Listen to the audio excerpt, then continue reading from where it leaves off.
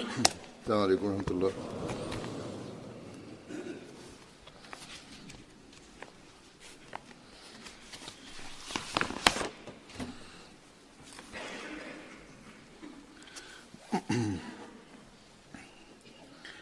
أشهد أن لا إله إلا الله وحده لا شريك له وأشهد أن محمدا عبده ورسوله أما بعد فأعوذ بالله من الشيطان الرجيم بسم الله الرحمن الرحيم الحمد لله رب العالمين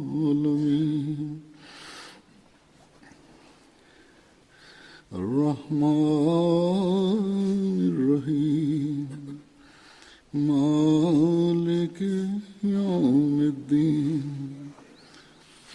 إياك نعبد وإياك نستعين اهدنا الصراط المستقيم صراط الذين أنعمت عليهم غير المغضوب عليهم ولا الضالين.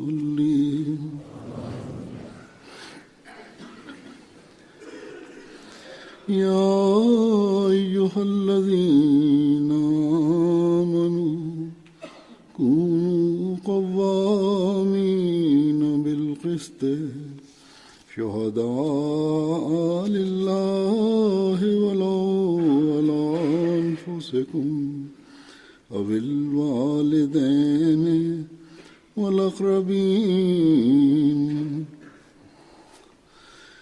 إن يكن غنيا أو فقيرا والله أعلى بهما ولا تتبعوا الهوى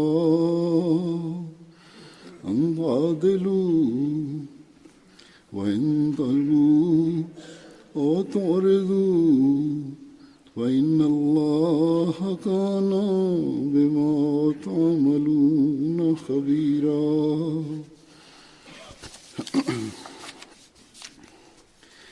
يا أيها الذين آمنوا كونوا قوامين لله شهداء بالقسط ولا يجرمنكم شنآن قوم ألا تعدلوا اعدلوا وأقرب للتقوى واتقوا الله إن الله خبير بما تعملون. وممن خلقنا أمة يهدون بالحق وبه يعدلون.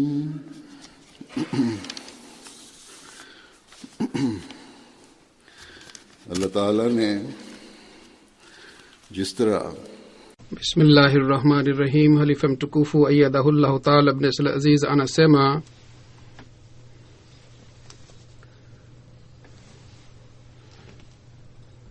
jinsi Mwenyezi Mungu aliwaamuru Waislamu waimarishe uadilifu, hali ile haipatikani katika kitabu kingine chochote, lakini kwa bahati mbaya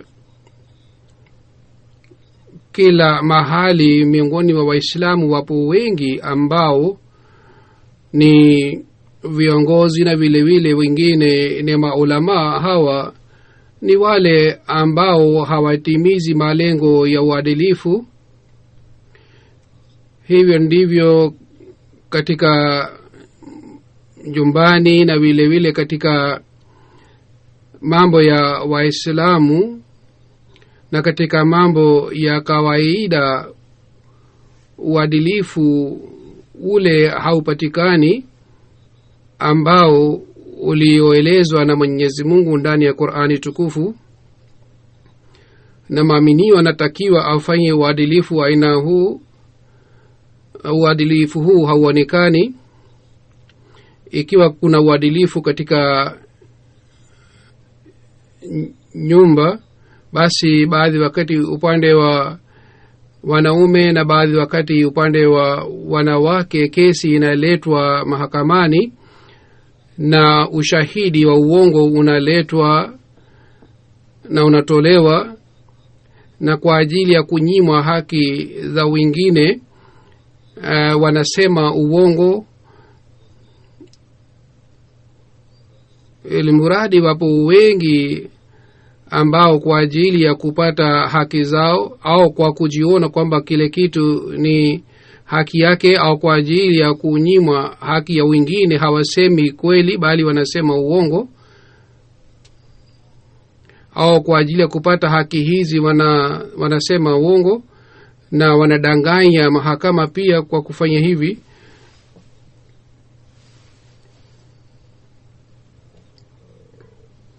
Na baadhi wakati mahakimu wanatoa uamuzi dhidi ya ukweli kwa ajili ya maslahi yao. Kwa hivyo inaonekana kwamba mambo yote yameharibika,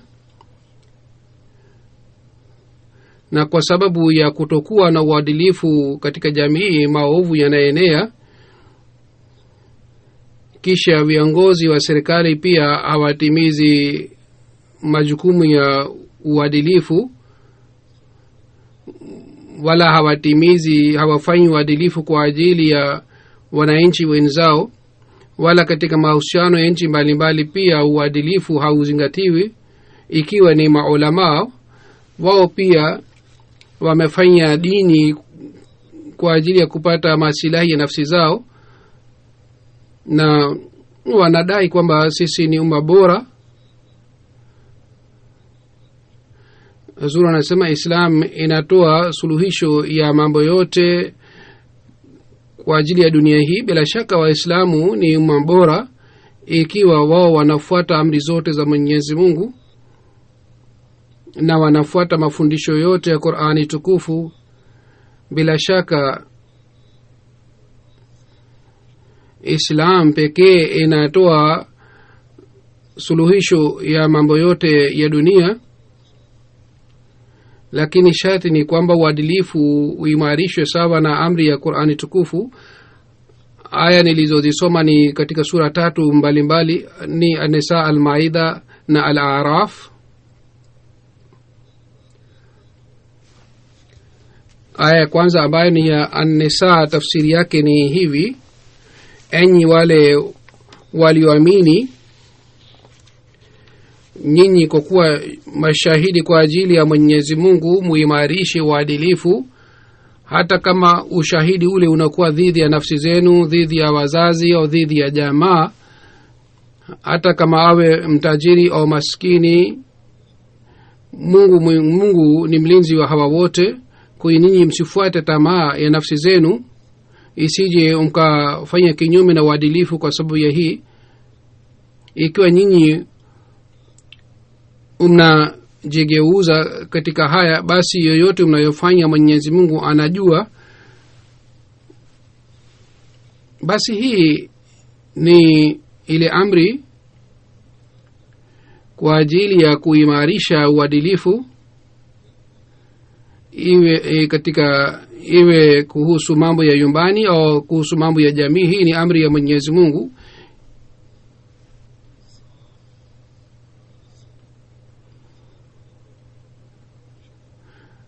Waaminio wameambiwa kwamba katika hali zote wanatakiwa wabaki juu ya uadilifu, washike uadilifu. Waaminio wamepewa amri sawa na amri za Mwenyezi Mungu. Mwaminio anatakiwa atoe ushahidi wake, yani ushahidi wake uwe sawa na amri za Mwenyezi Mungu. Na hali hii inaweza kupatikana wakati mtu anakuwa na imani kamili juu ya Mwenyezi Mungu na anakuwa na imani hali ya juu na imani yake inakuwa madhubuti, vile vile mtu awe juu ya hali hii kwamba yeye akipata hali yoyote, mimi nitaendelea kushika uadilifu, sitaacha uadilifu. Na hali hii inaweza kupatikana wakati mtu au hali ya madhubuti yake inajulikana wakati mtu anakuwa tayari kutoa ushahidi dhidi yake na anakuwa tayari kutoa ushahidi dhidi ya familia yake, na ikiwa kuna haja ya kutoa ushahidi hata anatoa ushahidi dhidi ya wazazi wake na vile vile dhidi ya jamaa zake. Mungu amesema kwamba ikiwa mtu anaanza kufuata tamaa ya nafsi zake, basi hivi atakuwa mbali katika uadilifu. Hazur anasema kwamba siku hizi mambo mengi yanapatikana katika jamii ni kwa sababu ya hii kwamba uadilifu halisi haupatikani katika jamii, na uadilifu haupatikani sawa na amri za Mwenyezi Mungu, na kusema mambo yasiyo sahihi ni jambo la kawaida katika jamii. Nasikitika kwamba baadhi wakati miongoni mwetu pia wapo wengine kwa sababu ya athari ya dunia, ingawa wamefanya bayati ya Sayyidina alayhi salatu wassalam, wanatoa ushahidi ambao unakuwa kinyume na ukweli. Mwenyezi Mungu anasema hata kama ushahidi unakuwa dhidi ya nafsi au dhidi ya wazazi, hata kama wazazi wanapata hasara, hata katika hali hii nyinyi msiseme kitu ambayo ni kinyume na uadilifu, wala msifanye hila yoyote ya kuficha ukweli, au umejaribu kuepukana kutoa ushahidi wa kweli.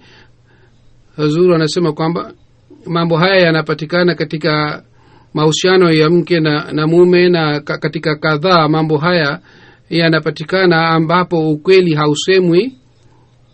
Katika mambo ya biashara pia tunaona kwamba baadhi wakati kule pia ukweli unafichwa.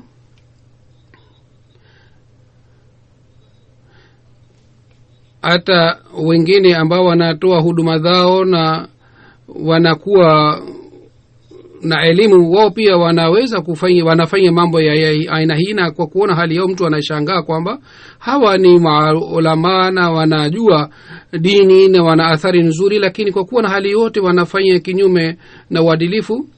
Mwenyezi Mungu anasema dhidi ya nafsi zenu, dhidi ya wazazi wenu, dhidi ya jamaa zenu, nyinyi msifiche haki, lazima mudhihirishe haki.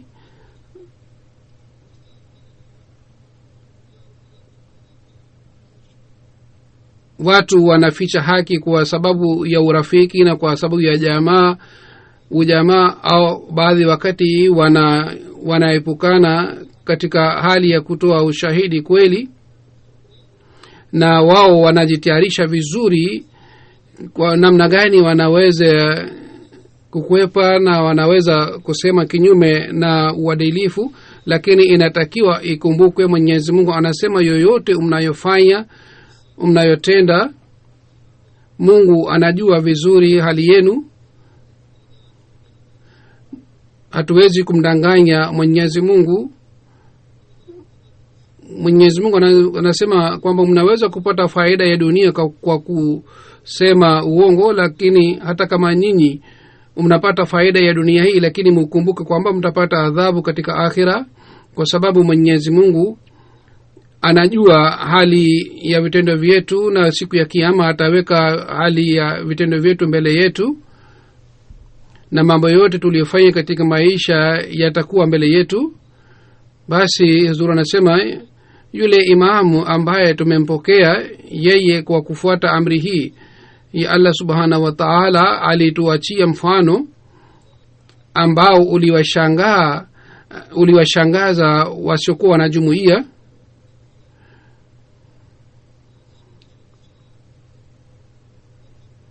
ilitokea hivi kabla ya madai ya Sayyidina Masihi alayhi salatu wassalam. Wakati alipokuwa kijana bado alikuwa hajadai kuwa Masihi aliahidiwa. Kuna tukio moja linapatikana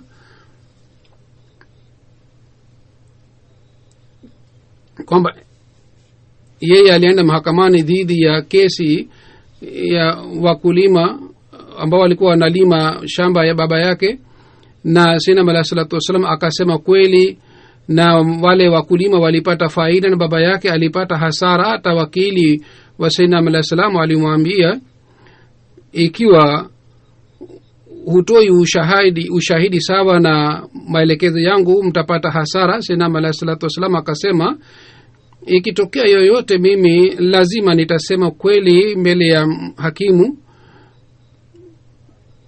Kwa hiyo jaji yule hakimu akatoa uamuzi katika haki ya wale wakulima,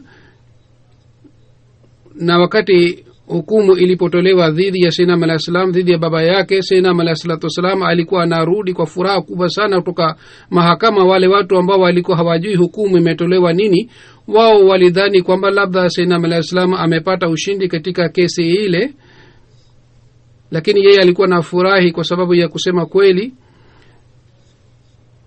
Basi yule mtumishi wa Mtume Muhammad sallallahu alaihi wasallam ambaye tumefanya bayati yake, mfano wake ni wa aina hii. Kwa kuzingatia mfano wake huu, tunatakiwa tutoe ushahidi wetu na vile vile tuchunguze ushahidi wetu. Hivyo ndivyo Huzur anasema kwamba kuna mfano mwingine katika nchi hizi za Ulaya inapatikana. Wapo wengi ambao wanapata mapato kubwa, lakini wanasema wanapata kidogo. Ni hivi, wanakwepa kodi au wanajaribu kupata faida kutoka kwa serikali. Lakini hali ya uchumi iliyoharibika siku hizi, hata katika nchi hizi za maendeleo, serikali imeanza kuchunguza kwa makini sana mapato ya watu, na sehemu yote wakipata shaka wanafanya utafiti. Kwa hivyo jumuiya wanatakiwa kwa ajili ya heshima ya jumuiya na kwa ajili ya kupata ridhaa ya Mwenyezi Mungu wakubali hasara ya dunia, na wao hawatakiwi waseme uongo, bali wanatakiwa waseme kweli. Ikiwa wanakuwa na nia safi na wao wakishika uadilifu vizuri na wakitoa ushahidi wao kwa kweli, basi Mwenyezi Mungu ni mwenye kutoa riziki. Yeye mwenyewe atafanya mpango wa kutupatia riziki na ataweka baraka katika riziki yetu. Basi sisi tunatakiwa tuendelee kuchunguza hali zetu kila wakati. Ikiwa sisi hatufanyi juhudi ya kuimarisha uadilifu wa aina huu, katika hali hii utulivu hauwezi kupatikana nyumbani kwetu, wala utulivu hauwezi kupatikana jamii ambapo sisi tunaishi. Kwa sababu ya kuto kufuata amri hii ya Mwenyezi Mungu, wanajumuiya hata hawataelewana, bali mfarakano utapatikana. Na shangaa baadhi wakati wanasema uongo na wanaenda kinyume na uadilifu kiasi hiki kwamba wazazi wa mabinti wameniletea malalamiko kwamba ikiwa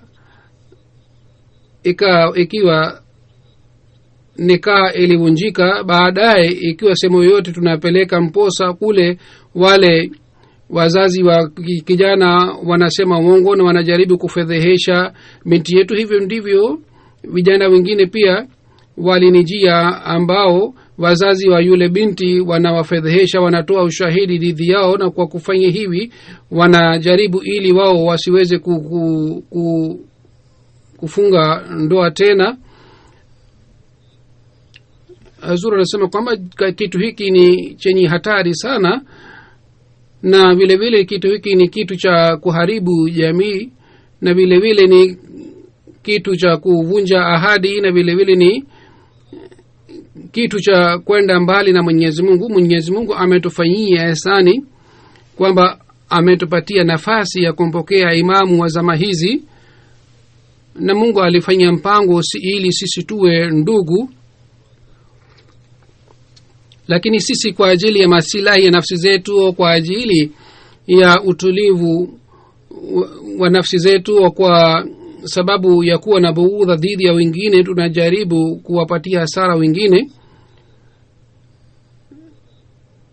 na tunalipiza kiasi hiki kwamba tunatoa hofu ya Mwenyezi Mungu katika mioyo wetu. Ikiwa mtu anaona kwamba yeye amedhulumiwa, lakini sasa baada ya kurekebika mambo yote, yule ambaye aliyefanya dhuluma yeye aende mbali na yule mtu. Mwenyezi Mungu ambaye anajua kila kitu, basi muache mambo yote juu ya Mwenyezi Mungu.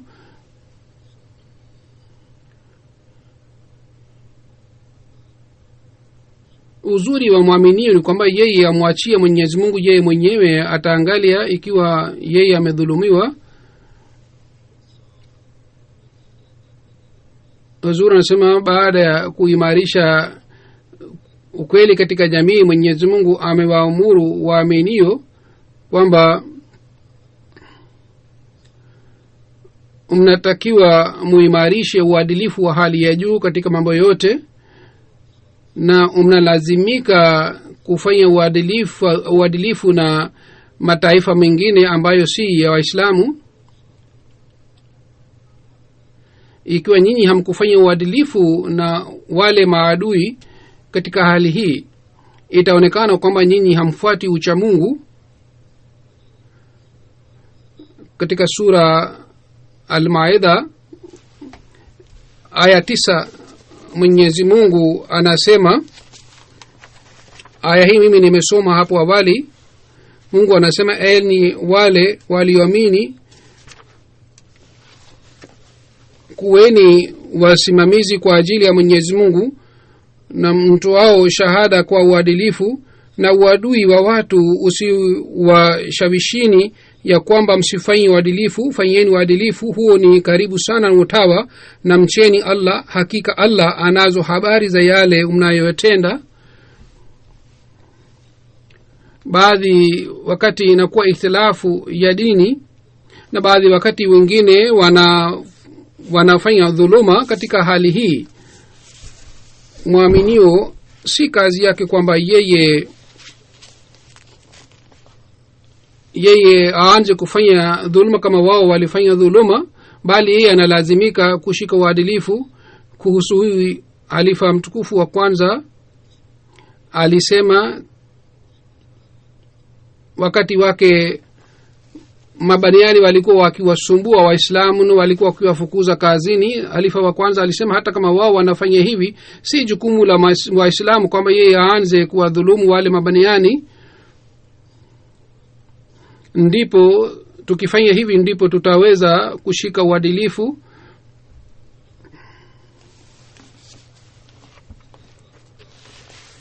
Si jukumu la muaminio kwamba yeye asifanye uadilifu, bali jukumu la muamini ni kwamba yeye hakikishe uadilifu unapatikana na afuate ucha Mungu, na yeye amtegemee Mwenyezi Mungu ambaye anajua kila kitu.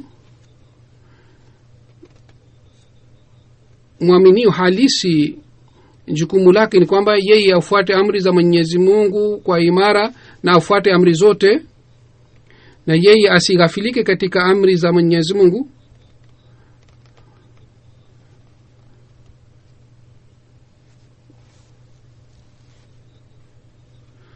Kila muamini anatakiwa awe mfano mzuri kwa ajili ya watu wote. Kila amali yake na kitendo chake kiwe kwa ajili ya Mwenyezi Mungu, na hii ni nishani na sifa ya muamini halisi.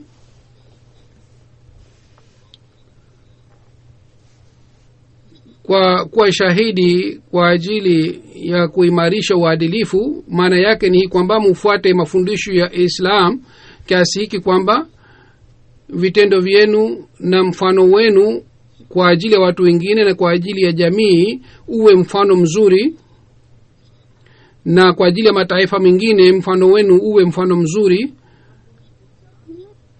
Siku hizi kuhusu kutokuwa na uadilifu katika nchi za Waislamu, watu wanazungumza sana katika nchi za Ulaya na wanasema kwamba wale watu ambao hawafanyi uadilifu na wananchi wenzao hawawezi kufanya uadilifu na watu wengine. Jambo hili ni la kusikitika sana.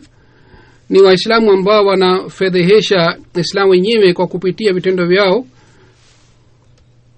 Viongozi wananyimwa haki za wananchi wenzao na wananchi wanapigana na viongozi wao kwa sababu ya hii.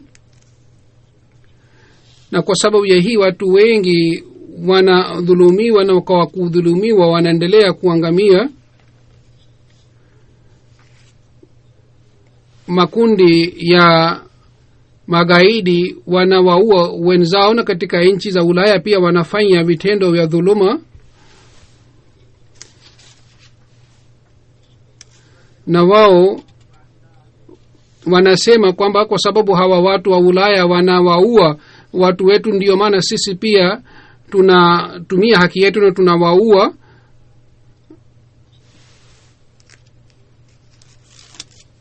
Ilhali Waislamu wanauawa na Waislamu ndio wanapata msaada kutoka kwa wasiokuwa Waislamu.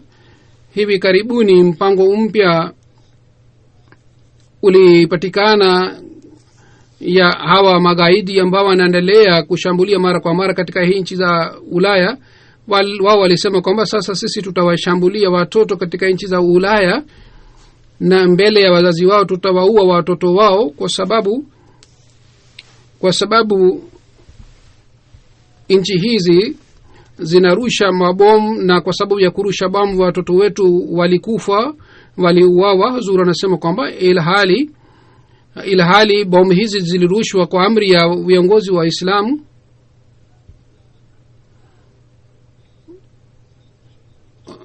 Zura anasema kwamba uadui huu wa mataifa unaendelea kudhaa watoto zaidi na inaendelea. Ndiyo maana Mwenyezi Mungu amesema hata kama munao uadui na mataifa, msiende kinyume na uadilifu, bali mufanye uadilifu katika hali zote.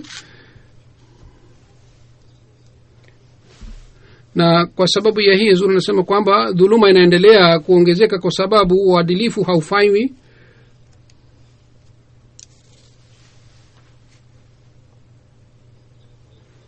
Na wale ambao si Waislamu na ni dhidi yetu, wao ni dhidi yetu kwa sababu vitendo vya Islamu ni kinyume na mafundisho ya dini tukufu ya Islam.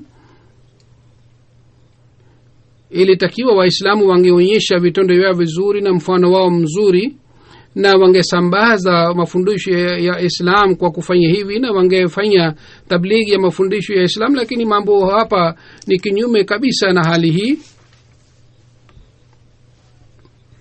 na sisi hatuoni zaidi ya dhuluma katika nchi za Waislamu.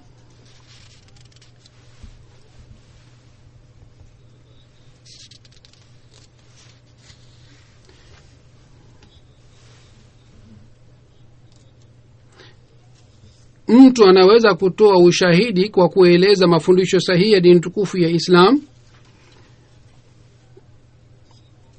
Qur'ani tukufu imetoa amri nzuri sana kwamba uadui wa taifa usiwachochee, kwamba msifanye uadilifu kwa sababu ya uadui ule.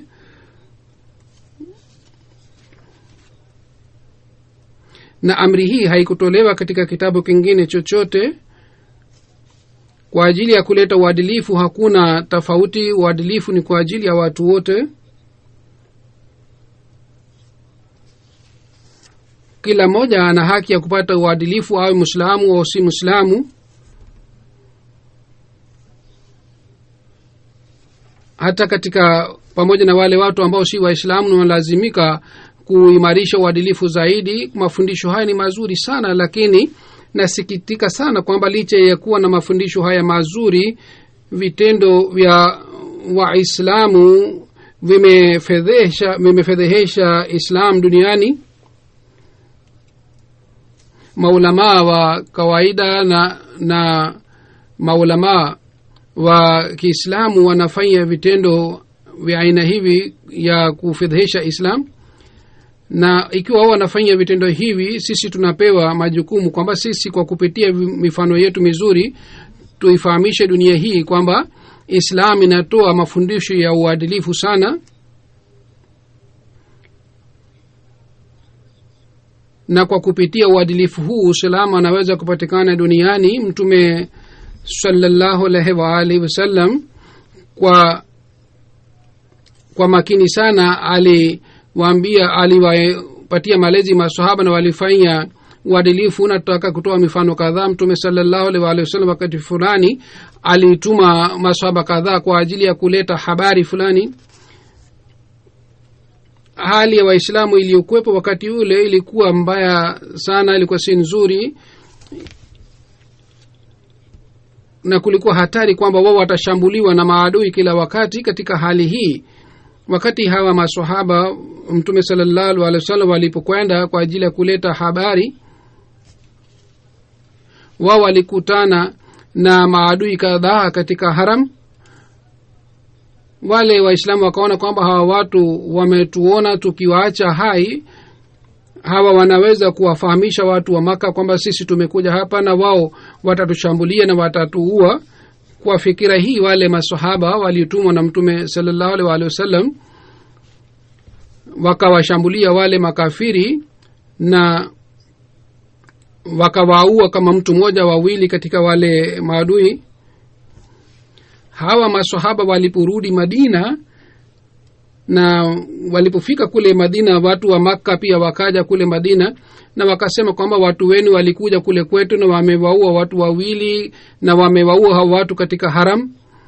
Mtume sallallahu alaihi wa alihi wasallam kwa kushikia malalamiko yao hakusema kwamba nyinyi pia mnafanya dhuluma na sasa nyinyi mmetendewa hivi na kwa nini mnapiga kelele, bali Mtume sallallahu alaihi wa alihi wasallam alichukua hatua mara moja na aliwajibu kwamba nyinyi mmedhulumiwa na uadilifu haukufanywa na nanyi.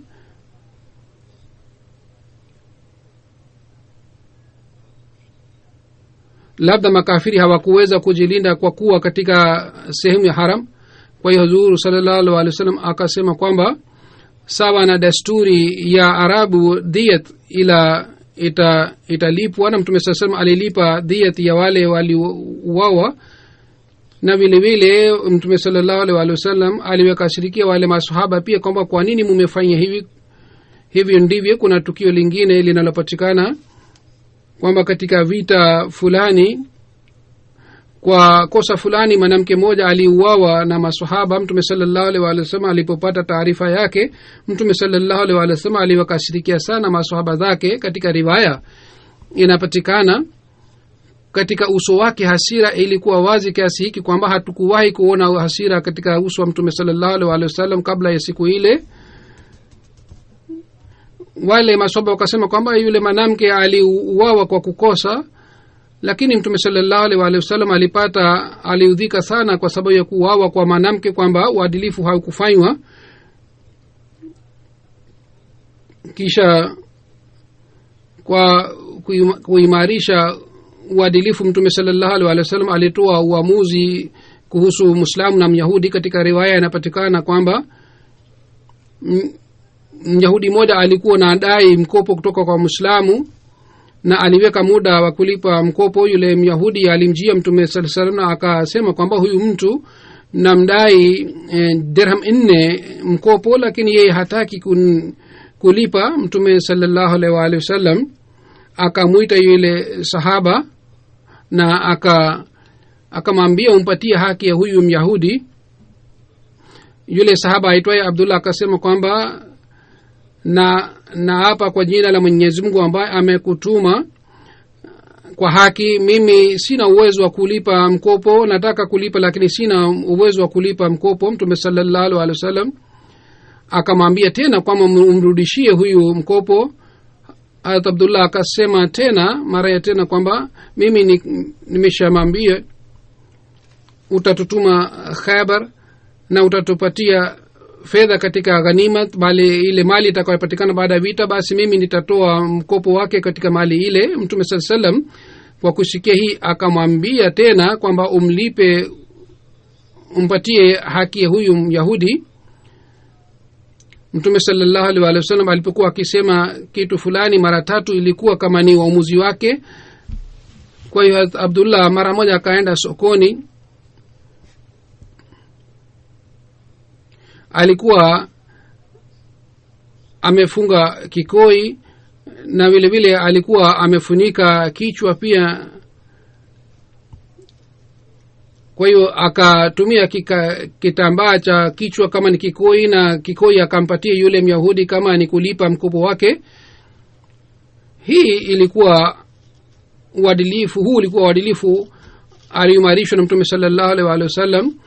Hakumwambia Mtume sallallahu alaihi kwamba huyu ameomba muhula kwa hiyo umpatie muhula au nafasi, bali alimwambia sahaba yule kwamba umpatie mkopo wake haraka sana. Kwa hiyo sahaba alilazimika kuua hata kikoi chake na akampatia yule Myahudi ili uadilifu uimarishwe. Na hii ndiyo ni mifano ya uadilifu. Ikiwa sisi tunaendelea kushika uadilifu huu katika zama hii, basi katika zama hizi tutakuwa wafuasi wa kweli wa mtumishi wa Mtume Muhammad sallallahu alaihi wasallam, na sisi tutaweza kutimiza lengo la kuja kwa Sayyidina alayhi salatu wassalam. Sayyidina alayhi salam alikuja kwa ajili ya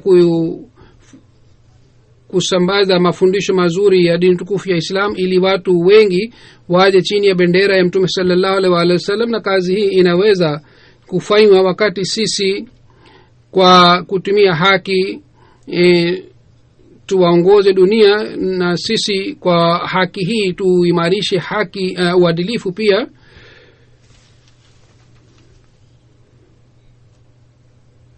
Na aya sura Araf niliyosoma, katika aya hii Mwenyezi Mungu ametukumbusha kuhusu jambo hili.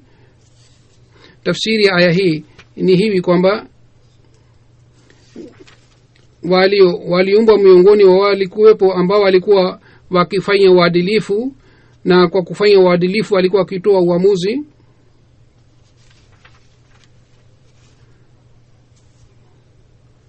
Walibaki wale ambao walifanya uadilifu, na siku hizi pia watabaki wale ambao wanafanya uadilifu. Wakati mtu mwenyewe hafanyi uadilifu, hawezi kuwaongoza wengine na kuwaelekeza wengine. Maadamu mtu mwenyewe hafanyi uadilifu, namna gani anaweza kuwapatia wengine uadilifu?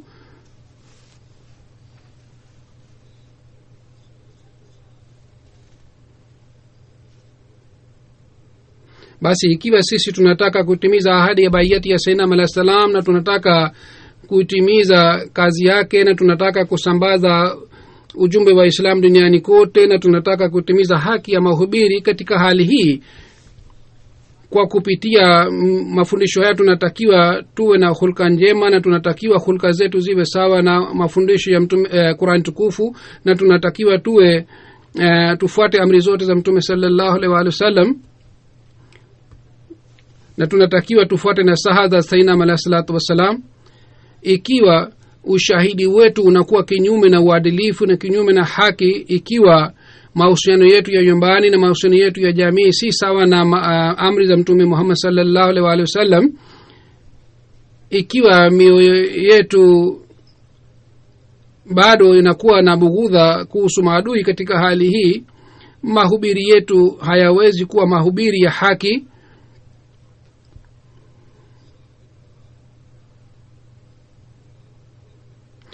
Kwa kuona hali ya uadilifu wetu, wasiokuwa Waislamu watatuambia kwanza nyinyi murekebishe hali zenu, kwanza nyinyi wenyewe muimarishe na musimamishe, muhakikishe uadilifu katika jamii, ndipo muanze kutuhubiri sisi. Kwa hiyo kila mwanajumuiya amepewa jukumu kubwa sana kwamba yeye kwa kupitia vitendo vyake afungue njia ya mahubiri, na njia zitakapofunguliwa kwa kupitia vitendo vyetu, na watu wakijua kuhusu mafundisho ya Islam kwa kupitia vitendo vyetu, wale watu hawezi kusema kwamba mafundisho ya Islam si mazuri. Mwenyezi Mungu atujalie sisi kwa kufuata amri za Mwenyezi Mungu tuweze kuishi maisha yetu yote na tuweze kutimiza haki ya bayati ya Sayyidina alayhi salatu wasalam, na tuweze kutimiza haki ya bayati yake. Sisi tuweze kuwa mfano mzuri wa uadilifu kwa ajili ya wengine. Hazur anasema baada ya swala nitaswalisha jeneza moja ghaibu ambayo ni ya bana Hasan Muhammad Khan Arif sahib.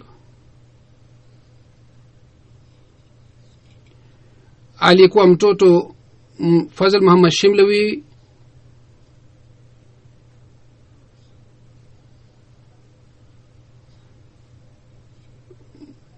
Marehemu alikuwa naibu wakili Tabshir Rabwa, na alikuwa mhariri wa gazeti pia. Katika umri wa miaka 97 amefariki. Inna lillahi wa inna ilaihi rajiun. Kwa fadhili za Mwenyezi Mungu alikuwa musi, alifanya wasia. Bana Hasan Muhammad Arif tarehe 26 Januari 1920 alizaliwa katika Jalandhar. Baba yake Fazl Muhammad 1915 alijiunga na jumuiya kwa mkono wa halifa wa pili.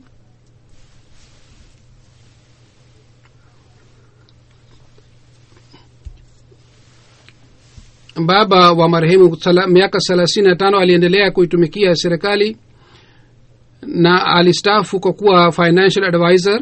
Alikuwa na shauku sana ya mahubiri. Wakati ule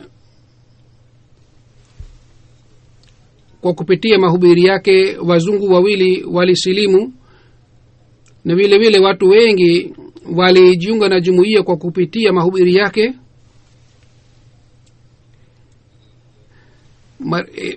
Marehemu alifanya BA, baadaye aliendelea kufanya kazi na baadaye alifanya MA alipokuja Rabwa 1944. wakati Musliman alipokwenda Delhi, bana Hasan Arif aliamua kwamba atatoa wakfu maisha yake. Wakati ule alikuwa anafanya kazi katika ofisi ya serikali. Marehemu alipomwambia kwamba anataka kutoa wakfu maisha yake alifurahi sana, na pamoja na hii alimsihi marehemu, unatoa wakfu maisha yako na usidhani sasa utapata starehe. Ikiwa unataka kutoa wakfu kweli kweli, basi ujue kwamba njia hii si rahisi na huwezi kuishi maisha ya mfalme.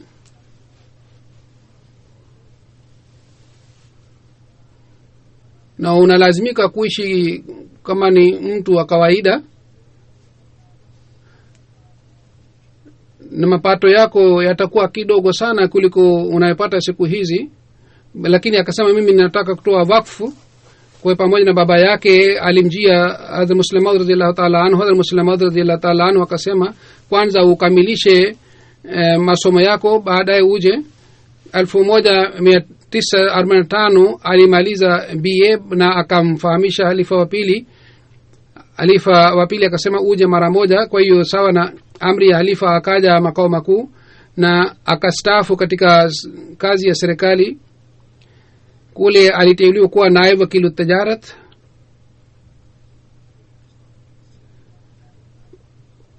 Wakati Pakistan ilipatikana, marehemu aliomba kwamba anataka kuishi Kadian kwa kuwa darwesh, lakini kwa dharura ya makao makuu aliitwa Pakistan. Baadaye alipewa jukumu la kuwa naibu wakili tijarat huko Rabwa. Baadaye alikuwa in charge wa Furqan Force. 1951 aliteuliwa katika ofisi ya Tabshir. Wakati polisi ilipowamia ofisi ya Tahrika Jadid, Hasan Muhammad pia alikamatwa na polisi.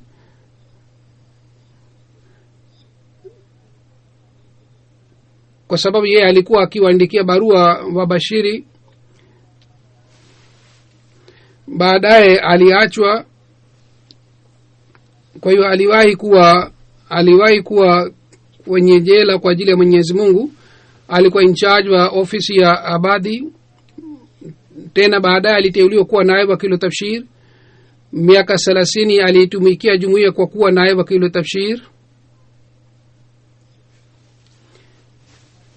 Hivyo ndivyo alipata nafasi ya kufanya kazi katika ofisi zingine. Pia aliwahi kuwa wakilu diwan, wakilu taalim, wakilu zarat, wakilu mal, afsar amanat. 1981 alistaafu na akahamia Canada.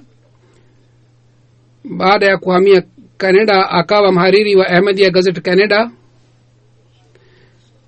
na miaka 26 mpaka 2006 aliendelea kuwa mhariri wa gazeti la Canada. Alikuwa musi na namba ya wasia ilikuwa 1547. Alikuwa miongoni wa wale waliotangulia kufanya wasia. Alikuwa miongoni wa wale waanzilishi wa Tahrika Jadid. 1978 aliandika kitabu kimoja katika lugha ya Kiurdu.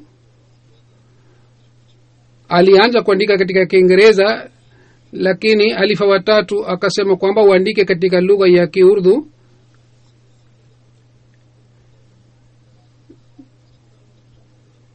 Hivyo ndivyo aliandika vitabu kwa ajili ya watoto. Ni Bishara za Sayyidina Alayhi Salatu Wassalam ni kitabu miongoni wa vitabu alivyoandika.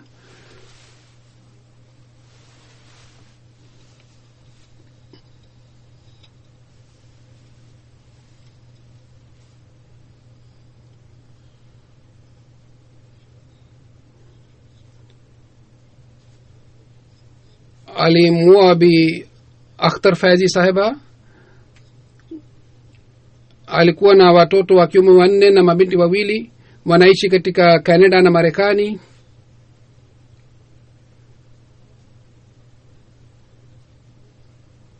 Mke wa Farida Ahmad Arif anaandika kwamba alikuwa msaliaji wa tahajjud na alikuwa akiswali swala kwa unyenyekevu sana, na alikuwa akipenda sana uhalifa.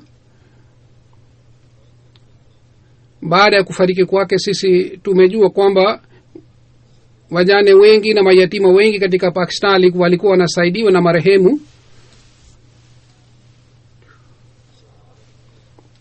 Amisa wa Canada anaandika mahali ambapo wanaishi singa wengi wanaishi, na yeye alijenga urafiki na wale singa. Na singa waliteua chama chao, na wao walimteua kuwa kiongozi wa chama chao. Alikuwa hawezi kuendesha gari huyu marehemu, lakini alikuwa akija kwa ajili ya kusali Ijumaa, na alikuwa akibadilisha mabasi 2 kwa ajili ya kuja msikitini kwa ajili ya kusali Ijumaa. Naib Amir Saheb anasema baada ya kuhamia kwake huyu Ahmadiyya Gazette hali yake iliboreka sana. Alikuwa akipenda sana mahalifa wote.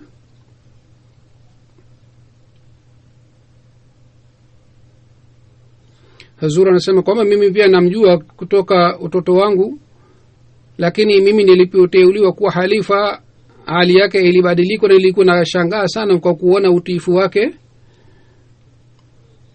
Mwanzoni wakati kulikuwa hakuna computer, alikuwa akiandika sehemu ya Urdu ya gazeti Canada kwa mkono wake. Alikuwa akifasiri hutuba zangu katika lugha ya Kiingereza, na alikuwa akisoma mara kwa mara hutuba zile. Alikuwa akijua sana historia ya Islam. Alikuwa akiendelea kusoma vitabu wa magazeti kila wakati, na alikuwa akisoma vitabu kwa shauku sana. Alikuwa akieleza matukio ya maswahaba.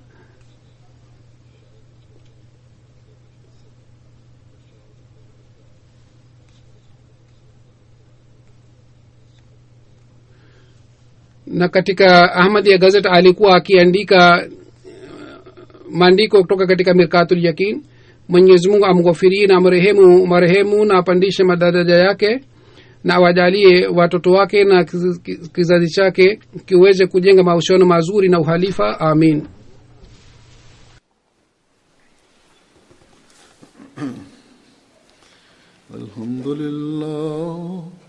Alhamdulillah nahmaduhu wa nasta'inuhu wa nastaghfiruhu wa nu'minu bihi wa natawakkalu alayhi wa na'udhu billahi min shururi anfusina wa min sayyiati a'malina.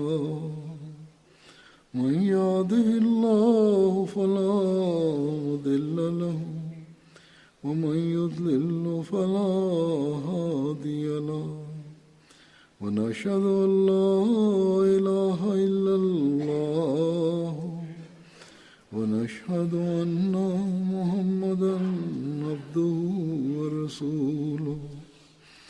عباد الله رحمكم الله إن الله يأمر بالعدل والإحسان وإيتاء ذي القربى وينهى عن الفحشاء والمنكر والبغي يعظكم لعلكم تذكرون. اذكروا الله يذكركم وادعوه يستجب لكم ولذكر الله أكبر.